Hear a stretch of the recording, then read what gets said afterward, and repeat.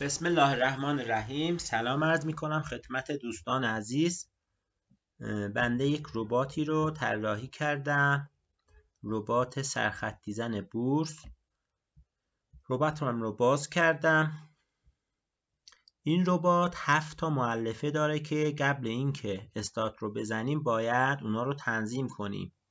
دوستان این ربات با هر کارگزاری سازگاری داره. خب 2 تا مؤلفه داریم، قیمت سفارش، تعداد سفارش. خب قیمت سفارش که معمولا چون سرخطی رو روی نمادهای عرضه اولیه میزنیم که صفحه خرید هستن، قیمت رو باید بالاترین قیمت انتخاب کنیم و تعداد رو هم طوری انتخاب کنیم که ارزش در واقع سفارشمون زیر 500,000 تومان نباشه. پس این دوتا در واقع قیمت و تعداد سفارش رو مشخص میکنه. این قسمت در واقع محل قیمتی رو که باید وارد کنیم مشخص میکنه به ربات. این قسمت محل ورود تعداد سفارش رو به ربات میگه و این قسمت محل کلیک روی دکمه خرید یا دکمه فروش رو به ربات مشخص میکنه. ثبت سفارش از هر 300 میلی ثانیه.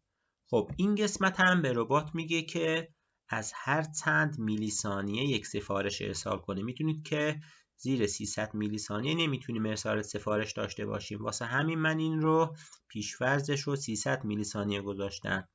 تایمر ربات هم میگه که وقتی استارت رو میزنیم ربات چند ثانیه میتونه در واقع چند ثانیه باید فعال باشه و سفارش رو ارسال کنه. خب من میام کارگزاریم رو باز میکنم. دوستان یه نکته رو بهتون بگم، حتما باید تو قسمت تنظیمات کارگزاریمون 2 تا مؤلفه هست که حتما باید غیر فعال بشه. تو هر کارگزاری که باشین حتما باید اینا رو غیر فعال کنید وگرنه ربات کار نمیکنه. یکی عدم تایید سفارش قبل ارسال هست که این مهمترینشه، یکی هم عدم گرفتن تایید قبل از حذف سفارش. اینا رو حتما غیر فعال بکنید. خب اینا رو من غیر فعال کردم. کارگزاری رو باز میکنم. یک نماد مثلا وک بهمن رو انتخاب کردم. خب الان باید بیام ربات رو ست کنم تا آماده استارت بشه. میام قیمت سفارش رو میزنم. گفتم که باید سقف قیمت رو بزنیم. سقف قیمت 21,177 ریال. تعدادم مثلا 100,000 تا میزنم. خب الان باید به ربات مشخص کنم که تعداد رو کجا وارد کنه، قیمت رو کجا وارد کنه و خرید رو از کجا بزنه. خب میام مختصات قیمت ست رو میزنم. فورا میام روی محل ورود قیمت وای میستم 2-3 ثانیه تا ببینید مختصاتش افتاد اینجا.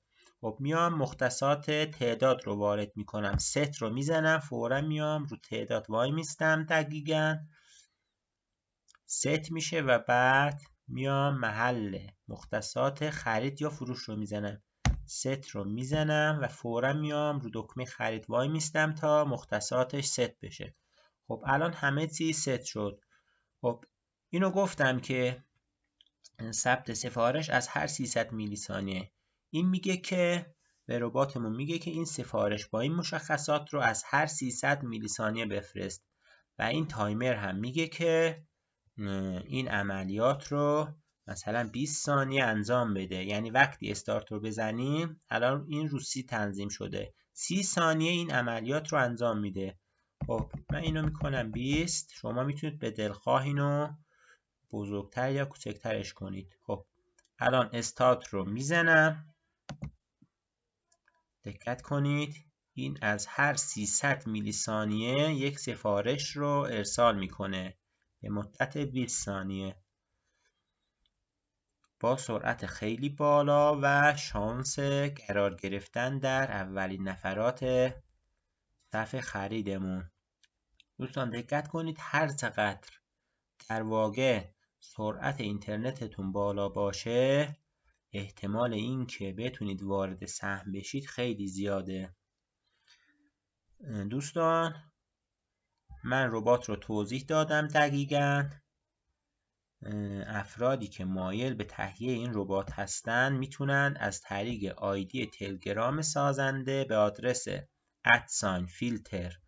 @filter_بورسی 63 یه پیام بدین به بنده و بنده شرایط تهیهش رو خدمتتون عرض کنم. امیدوارم که این ویدیو رو پسندیده باشید.